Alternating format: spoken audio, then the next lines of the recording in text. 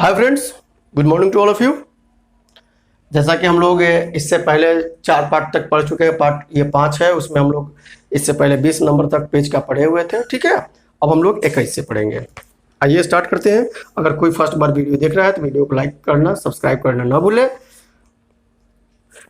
कहता है फर्स्ट 1 अर्थात 21, क्वेश्चन नंबर 21 पेज का। ए, बी और सी एक बिजनेस स्टार्ट करते हैं जिसमें वे 12,000, 15,000 और 18,000 रुपये लगाते हैं। ए कितना लगाता है? 12,000। बी कितना लगाता है? 15,000 और सी लगाता है 18,000। आगे कहता है वर्ष के अंत में ए टोटल प्रॉफिट का 25% केयर टेकर के रूप में रख लेता है। 25% शेष वे इन्वेस्टमेंट के रेशियो में डिस्ट्रीब्यूट करते हैं। वर्ष के अंत में ए को बी और सी से 1,000 रुपया कम प्राप्त होता है या करता है। तो टोटल प्रॉफिट, फिर 25% की बात कर रहा है। चलिए टोटल प्रॉफिट हम मान के चलते हैं 100। अब इसमें से 25 निकल गया, बचा कितना? 75। और ये 25 किसको दिया गया? तो ए को दिया गया। 25% इसको ऑलरेडी मिल गया। 25% ऑलरेडी ए को मिल गया। जो बच गया वह इन्वेस्टमेंट के रेशियो के अनुसार, अर्थात 3 से काटेंगे 4 बार में, 5 बार में, 6 बार में। 6 5 11 4 15 का वैल्यू दिया हुआ है 75, 1 का वैल्यू 5। अब कितना? 4 का वैल्यू 20। तो देखिए ए को पहले 25%, फिर 20%, ठीक है, कह सकते हैं आप, ठीक है। तो टोटल अगर देखा जाए तो ए को कितना मिला? 20 और 25 कितना? अरे 25% 25 से होगा, 20% 20 से होगा, तो 45% मिला। और बी प्लस सी को कितना मिला होगा? बी सी को कितना कितना मिला वो छोड़िए, बी सी को दोनों को कितना मिला? 55। दोनों मिलकर 100 होना चाहिए। तो ए को यहां पर कितना कम मिला? 10। रियल में कहता है 1,000, 1 का वैल्यू 100। टोटल प्रॉफिट पूछता है 100 का वैल्यू 10,000। क्लियर है ये? नेक्स्ट क्वेश्चन देखते हैं हम लोग। क्वेश्चन नंबर 22 में कहता है ए, बी और सी एक बिजनेस स्टार्ट करते हैं। ए टोटल प्रॉफिट का 10% और बी टोटल प्रॉफिट का 5% केयरटेकर के रूप में लेते हैं। देख लीजिए ए को ऑलरेडी 10% मिल गया, अर्थात परसेंट की बात कर रहा है। बी को ऑलरेडी 5% मिल गया, हम परसेंट अभी छोड़ रहे हैं। कहता है तथा शेष वे इन्वेस्टमेंट के रेशियो में डिस्ट्रीब्यूट करते हैं। यदि इस बिजनेस में ए ने 7 लाख, इसने 7 लाख लगाया है और बी ने 6 लाख लगाया है। अच्छा क्वेश्चन है, ठीक है। तो सी का इन्वेस्टमेंट क्या होगा यदि बी को टोटल प्रॉफिट का 35% प्राप्त हो? ठीक है यहां तक। तो अब देखिए टोटल प्रॉफिट अगर हम मान ले 100, इसमें से 10 5 निकल गया, 15 निकल गया, तो बचा कितना? 85 बच गया। अतः अब सी ने क्या कहता है, सी ने कितना इन्वेस्ट किया? एक क्लू दिया हुआ है आपका कि टोटल जो प्रॉफिट बी ने अर्जित किया है वह 35% किया है। देख लीजिएगा 35%। इसका क्या मतलब है? पहले 5 मिला था, फिर 30 मिला होगा, हाँ या ना? यहां तक तो सही है। तो अगर हम रेशियो जब कटाते हैं हम लोग तो क्या देखते हैं? यहां 5 जीरो है, भूल जाते हैं थोड़ी देर के लिए। यहां भी 5 जीरो है तो कटेगा। इसका मतलब यहां पर भी 5 जीरो होनी चाहिए, तबे तो सत्य है या ना? क्योंकि रेशियो एक में काटेंगे तो सबको काटना होगा। अब जब 6 बच गया, यहां 6 के प्लेस पर 30, 1 का वैल्यू 5 जाएगा तो 7 का वैल्यू क्या जाना चाहिए? 35। कोई दिक्कत नहीं होना चाहिए आपको।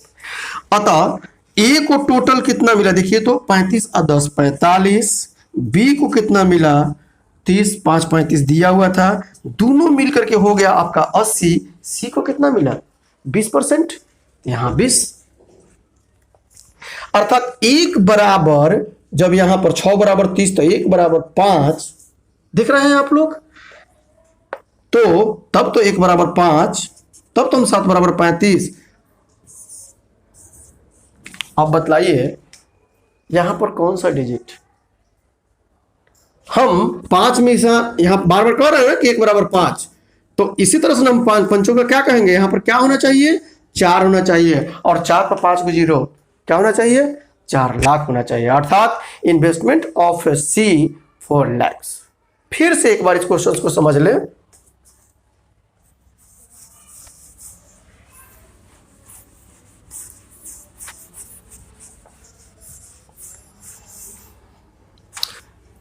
ए कहता है 7 लाख लगाया,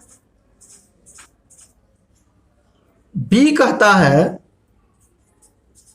6 लाख लगाया, हम थोड़ी देर के चलिए लाख काट दिए, लाख खाली लिख दिए, यहां भी लाख लिख दिए, तो सी भी यहां पर इंट्रोगेशन लाख लगाया होगा, ये जरूरी नहीं है कि लाखे लगाया होगा, लेकिन हम जिसे मान रहे हैं कॉमन मानेंगे ये कटेगा।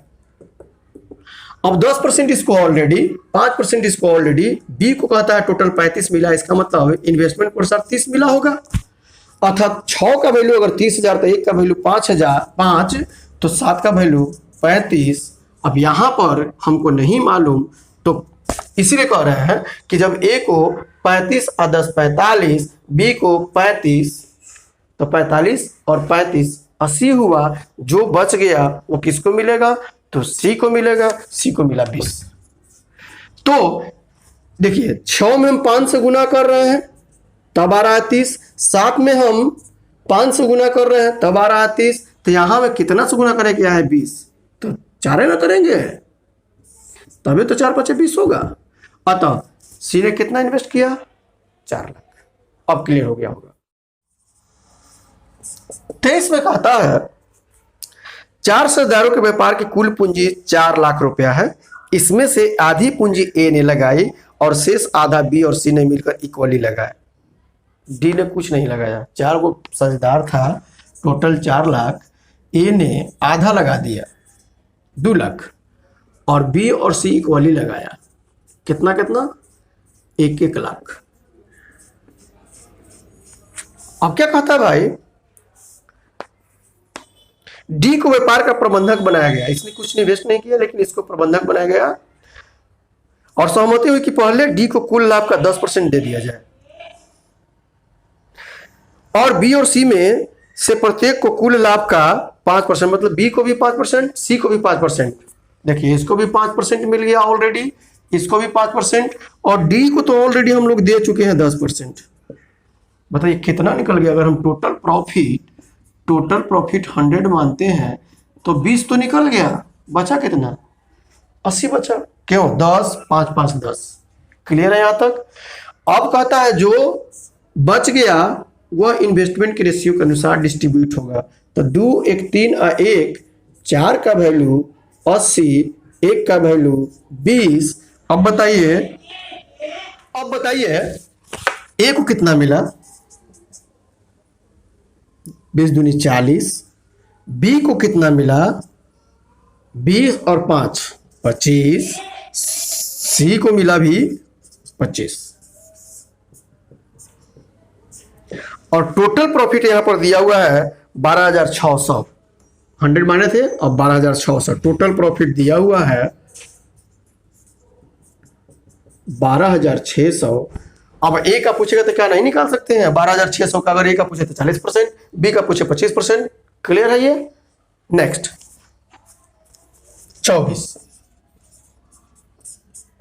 24 में कहता है कि ए बी और सी ने मिलकर 13,825 रुपये में एक मकान 1 वर्ष के लिए किराए पर लिया।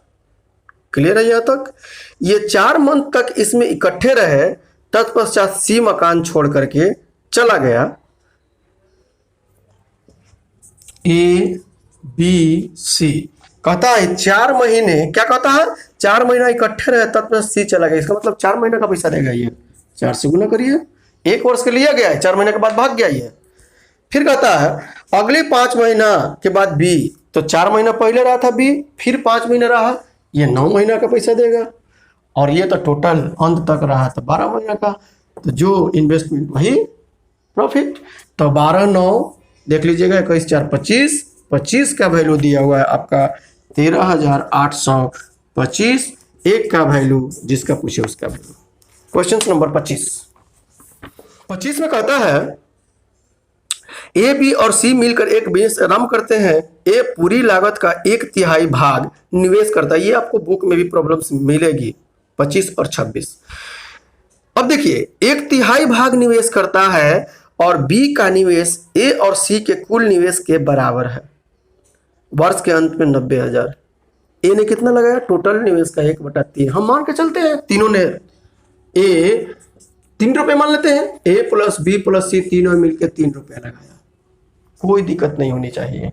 अब क्या कहता है सुनिएगा, ए टोटल इन्वेस्टमेंट का 1/3 अर्थात 1 रुपया लगाया। बी के बारे में क्या कहता है? बी का निवेश ए और सी के कुल निवेश के बराबर है, अर्थात बी बराबर ए प्लस सी। अगर हम और एगो अपने से बी ऐड कर दें, यहां भी एगो बी ऐड करना होगा, तो कौ गो बी? 2 गो बी, और यहां क रुपया एबीसी का मान 3, तो 1 बी का मान कितना आएगा? 1.5 आएगा। अर्थात बी ने कितना लगाया? 1.5। ए ने टोटल 3 माने हैं, ए ने 1, बी ने 1.5, तो सी ने कितना? 0.5। कोई दिक्कत नहीं होनी चाहिए आपको। अब देखिए टोटल मिलके 3, और 3 का वैल्यू दिया हुआ है 90,000, 1 का वैल्यू जिसका पूछे उसका वैल्यू। ये क्वेश्चंस आपके बुक में हो सकता है 22 या 23 में दिया होगा, आप जरूर देखिएगा। Question number 26। क्वेश्चन नंबर 26 कहता है ए बी ने मिलकर व्यापार आरंभ किया। ए ने 36,000 रुपया 8 महीने के लिए लगाया। ए ने 36,000 रुपया लगाया और 8 महीना टाइम दिया। अब क्या कहता है? बी कुल पूंजी लगाकर, कुछ पूंजी लगाकर 6 महीने तक व्यापार में रहा। ये पूंजी कितना लगा हमको नहीं मालूम, 6 महीने तक रहा। आगे क्या कहता है? ऑन द बी को कुल लाभ का 15/31 भाग,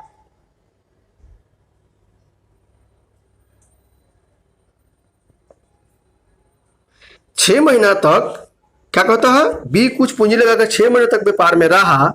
अंत में बी को कुल लाभ का 15/31, कुल लाभ का 15/31, अगर हम 31 को टोटल प्रॉफिट मान लें, टोटल प्रॉफिट 31 माने, तो बी को कितना मिला? 15 मिला। और 31 क्या? 15/31 15 होता है, इसका मतलब ए को कितना मिला? क्लियर है ये? अतः अब क्या करेंगे हम लोग? 16/15। तो देखिए अगर हम काटे 2 बार में ही कट जाएगा, ठीक है ये, और ये कट जाएगा आपका 6,000 हो गया, इसको काटिएगा 3,000 हो जाएगा। इसलिए बी का क्या मतलब, इसका इन्वेस्टमेंट इंट्रोगेशन बराबर 15 3 45,000। अब लास्ट क्वेश्चन पेज का है, लेकिन ये लास्ट नहीं है, हमने कुछ और ऐड किया है जो पार्ट 6 से मिलेगा आपको।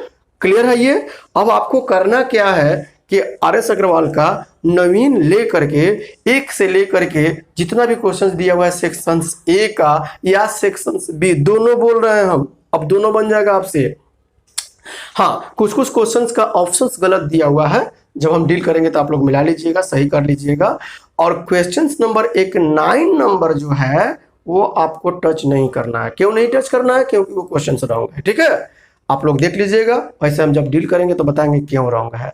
अतः ये पार्ट 5 है ये, इसको पढ़ने के बाद आप लोगों का होमवर्क क्या है कि आपको आर.एस. अग्रवाल का नवीन का पार्टनरशिप का सेक्शन ए और सेक्शन बी दोनों बनाना है। क्लियर। एक मैं क्वेश्चन 27 नंबर इस पेज का जो मैंने अलग से भी तैयार किया है एक्स्ट्रा 28 से, उसको पार्ट 6 में मिलेगा, लेकिन ये सब पहले खत्म हो जाए तब। क्लियर है ये, आगे बढ़े हम लोग। तो अब इसमें भी मैं आधा अधूरा बनाऊंगा, पूरा आपको करना है, ठीक है। आ जाइए क्वेश्चन नंबर 27 में कहता है ए और बी मिलकर एक व्यापार आरंभ करते हैं। ए अकेले ही 4,50,000 की कुल पूंजी इस शर्त पर लगाता है कि आधी पूंजी पर बी उसे 10% वार्षिक दर से ब्याज देगा। तो आधी पूंजी 45 मतलब 4.5 लाख का आधा कितना, 2,25,000। इस पर क्या कहता है 10% का सूद देगा। कौन देगा, बी देगा। किसको देगा, ए को देगा, अर्थात 22,500 का सूद देगा। किसको, बी देगा ए को। ठीक है, यहां तक कोई दिक्कत नहीं होनी चाहिए आपको। फिर कहता है वार्षिक दर से ब्याज देगा तथा लाभ को दोनों में बराबर बराबर बांटा जाएगा। लाभ को बराबर बराबर बांटने से पहले बी को निरीक्षण कार्य के लिए 1,200 रुपया प्रति माह भी देना होगा यदि वर्ष के अंत में। तो बी को पहले 1,200 रुपया एक महीना में, तो 12 महीना में बराबर 44 से, अर्थात 14,400 रुपये उसको अलग से फिर पहले प्रॉफिट में से दे दिया गया। अब जो बचता है तब तो उसको बराबर बराबर बांटा जाता है। किसके किसके बीच में, ए और बी के बीच में। अब क्या बोलता है, टोटल प्रॉफिट बताओ। अब यहां पर कुछ नहीं दिया हुआ है, तो अगर हम मान के चलते हैं टोटल प्रॉफिट अगर पी है, टोटल प्रॉफिट पी, अब जब इसमें से 14,400 निकाल लिया जाए, बचा कितना, P माइनस 14,000, यही बचेगा। और तब क्या किया जाता है, इक्वली डिस्ट्रीब्यूट किया जाता है, आधा आधा। ए को तो P माइनस 14,400 डिवाइडेड बाई 2, और बी को भी P minus 14,400 divided by 2। Clear है ये, तब डिस्ट्रीब्यूट किया जाता है। अब देखिएगा जरा ध्यान से, यह बी को मिला,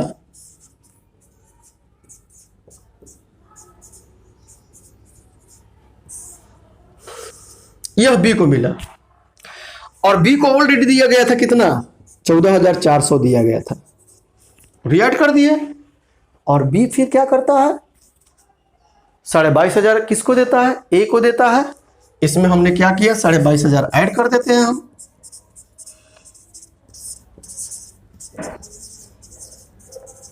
अब जब बी 22,500 देगा, जब बी 22,500 देगा, तो इसमें से माइनस भी तो करेंगे।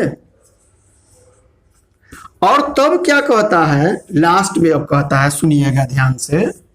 अब लास्ट में क्या कहता है, यदि वर्ष के अंत में बी की आय ए की आय से आधी हो, बी की आय ए की आय से आधी हो, तो अगर हमको बराबर करना हो तो क्या 2 से इसमें गुना करें कि इसमें करना है, इसमें करना होगा। अब इसी को जरा आप लोग सोल्व करके और पी का मान निकाल के दिखलाइएगा। थैंक्स, वीडियो को लाइक सब्सक्राइब करना ना भूलें। Okay, bye.